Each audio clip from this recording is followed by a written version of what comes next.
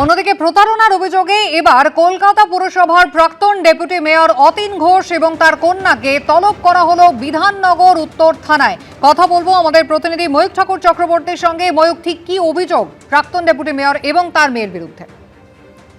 দেখো, বিধাননগরের বাসিন্দা একজন তরুণী, তিনি বাই প্রফেশন বিজনেস করেন, ব্যবসা করেন। তিনি যেটা অভিযোগ করছেন যে তার বাবা 2014 সালে মারা যান এবং তাদের বড় ব্যবসা রয়েছে, এবং 2014 সালে বাবা মারা যাওয়ার পর তাদের একটা বড় প্রপার্টি রয়েছে মেট্রোপলিটনে, বাইপাসের ওপর প্রগতি ময়দান থানা এলাকায়। সেই প্রপার্টি অতীন ঘোষ, প্রাক্তন ডেপুটি মেয়র, এবং তার কন্যা প্রিয়দর্শিনী এবং তার জামাই, এরা তিনজন মিলে সেই সম্পত্তি অন্যায়ভাবে তারা দখল করেছেন, এমনই অভিযোগ কিন্তু ওই ব্যবসায়ী কন্যা করছেন, যিনি অভিযোগকারিনী।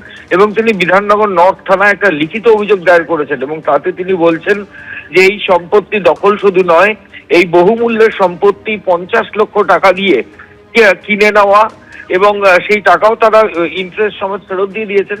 এবং তারা যখন পুরনো বাড়ি তাদের ফেরত চেয়েছেন, যে তারা তাদের সম্পত্তি বিক্রি করবেন না, এই সিদ্ধান্তের কথা যখন জানিয়েছেন, তখন অতীন ঘোষ এবং তার পরিবারের সদস্যরা কার্যত জোর করে ডেপুটি মেয়র থাকার সুবাদে সেই প্রভাব খাটিয়ে এই অভিযোগকারিনী যে ব্যবসায়ী কন্যা, তাদের ওপর অত্যাচার করেছেন, তাদেরকে হুমকি দিয়েছেন। এমনই মারাত্মক অভিযোগ বিধাননগর নর্থ থানায় রুজু হয়েছে। সেই প্রেক্ষিতে আগামী 26 তারিখ অতীন ঘোষের কন্যা এবং তার জামাই তিনজনকে বিধাননগর নর্থ থানা তলব করেছে। এই মামলায় তারা জিজ্ঞাসাবাদ করতে চান, এমনটাই পুলিশ সূত্রে খবর পাওয়া যাচ্ছে। অন্যদিকে অভিযোগকারিনী বলছেন যে এতদিন তারা বারবার বলেও কোনো কাজ হয়নি। তারা যখনই বলতে যেতেন তখনই হুমকির সম্মুখীন তাদের হতে হতো। একটা এত কোটি কোটি টাকার প্রপার্টি বাইপাসের ওপর মেট্রোপলিটনের ধারে, সেটা কার্যত দখল করে রেখেছিলেন ডেপুটি মেয়র। এমনই মারাত্মক অভিযোগ কিন্তু এই ব্যবসায়ী কন্যা করছেন। যদিও পুলিশের বক্তব্য যে তারা গোটা ঘটনায় কমপ্লেন রেজিস্টার করে তদন্ত করছেন। আগামী 26 তারিখ তলব করা হয়েছে। ওই দিন এই মামলার যিনি তদন্তকারী আধিকারিক, তারা জিজ্ঞাসাবাদ করবেন। অতীন ঘোষের এখনো পর্যন্ত এই ঘটনা নিয়ে কোনো বক্তব্য আমরা পাইনি। হয়তো আর কিছু সময়ের মধ্যেই তিনি তার বক্তব্য জানাবেন। ধন্যবাদ। অভিযোগকারিনী কি দাবি করেছেন দেখুন। অতীন ঘোষ তার মেয়ে প্রিয়দর্শিনী ঘোষ বাবার বাড়ি এতই পছন্দ হয় যে আমরা কিনবো। এই শুরু করে আমাদের ওপরে চাপ সৃষ্টি, আমার মা আর আমার ওপরে। হঠাৎ একদিন এই শান্তিরঞ্জন পাল, অতীন ঘোষ, প্রিয়দর্শিনী ঘোষ বাবা, শন বাবা, এদেরকে আমাদের বাড়িতে নিয়ে আসে। ওরা একটা অ্যাগ্রিমেন্ট ড্রাফট করে নিয়ে আসে, যেটা আমাকে মানে ওদের সামনে বাড়িতে বসিয়ে সাইন করে ওখান থেকে অ্যাগ্রিমেন্ট নিয়ে চলে যায়।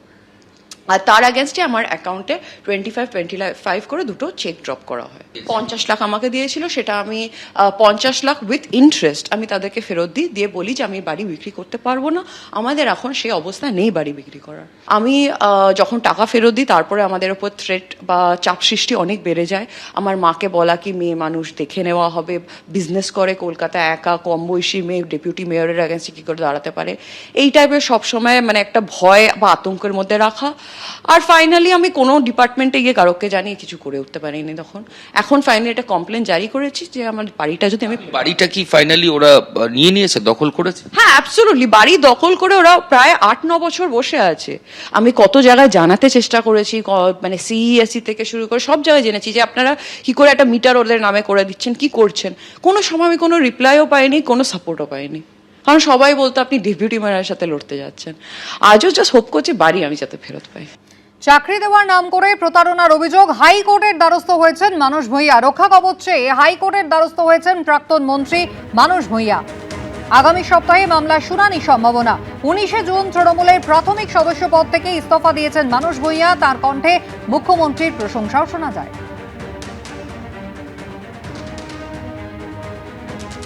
তৃণমূল কংগ্রেসের সমস্ত পদ থেকে ইস্তফা দিয়েছিলেন মানস ভূঁইয়া। কি জানিয়েছিলেন দেখুন।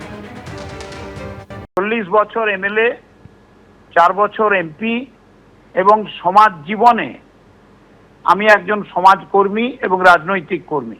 এখন পরাজিত হয়েছি, কত লোক কত কথা বলবে, কত অভিযোগ করবে, জীবনে কারো কাছ থেকে একটা সুপারি খাইনি। আজকে অভিযোগ হচ্ছে, আইনের পথে চলবে। 56 বছরের রাজনৈতিক জীবনে কেউ একটা আঙুল তুলে কথা বলতে পারেনি। বর্তমান যিনি বিধায়ক, অমল পান্ডা বাবু, তিনি তো জানেন কত মানুষের পেটের ভাত জোগাড় করে দিয়েছি, কত মানুষকে সাহায্য করেছি। তিনি কি মনে করেন যে আমি কারো সঙ্গে এই ধরনের কাজ করতে পারি? তৃণমূল কংগ্রেসের সমস্ত পদ থেকে সরে দাঁড়ানোর পর এ রাজ্যের বর্তমান মুখ্যমন্ত্রীর সম্পর্কে প্রশংসার সুরে শোনা গিয়েছে মানুষ ভূঁইয়ার গলায়। দেখুন, শুভেন্দু অধিকারী ছাত্র যুব মাদারের লড়াই করা কংগ্রেসের সৈনিক ছিলেন, সেখান থেকে তিনি তৃণমূল। এখন তিনি বাংলার মুখ্যমন্ত্রী, মেদিনীপুর জেলার একটি সন্তান। মেদিনীপুরের একজন সন্তান হিসাবে আমি দেখি তাকে, ভালো লাগে, গর্বিত হই।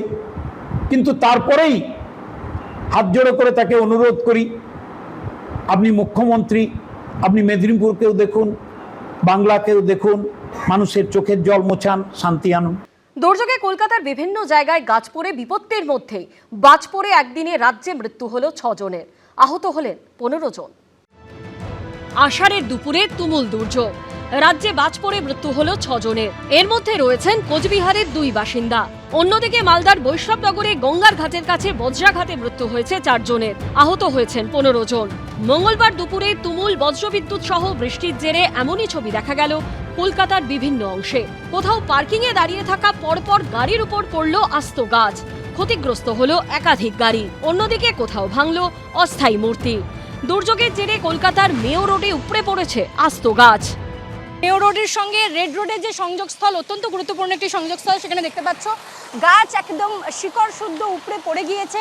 পুলিশের পক্ষ থেকে কিন্তু ব্যারিকেড দিয়ে দেওয়া হয়েছে, কোনো রকম দুর্ঘটনা না ঘটে, কোনো রকম বিপত্তির সৃষ্টি না হয়, বাধাপ্রাপ্ত না হয়, যানজট না হয়, তার জন্য কিন্তু ব্যারিকেড করে দেওয়া হয়েছে। প্রবল বৃষ্টির জেরে মেয়ো রোডের আরেকটি অংশেও ভেঙে পড়েছে গাছ।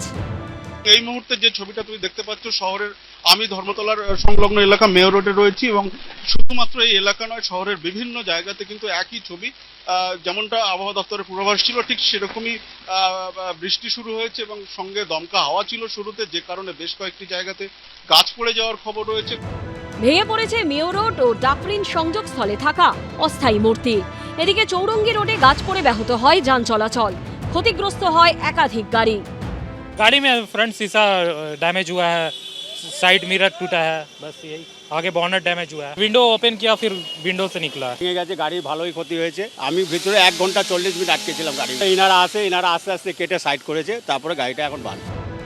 আবহাওয়া দপ্তর সূত্রে দাবি, বুধবার মেঘলা থাকবে কলকাতার আকাশ, সঙ্গে হালকা থেকে মাঝারি বজ্রবিদ্যুৎ সহ বৃষ্টিপাত হতে পারে। পাশাপাশি দক্ষিণবঙ্গের জেলাগুলিতে হালকা থেকে মাঝারি বৃষ্টিপাত হওয়ার সম্ভাবনা রয়েছে। উত্তরের 5 জেলায় বজ্রবিদ্যুৎ সহ বৃষ্টিপাত হতে পারে। ঐশী মুখোপাধ্যায়, সত্যজিৎ বৈদ্য ও সৌভিক মজুমদারের রিপোর্ট, এবিপি আনন্দ। এবিপি আনন্দ, এগিয়ে থাকে, এগিয়ে রাখে।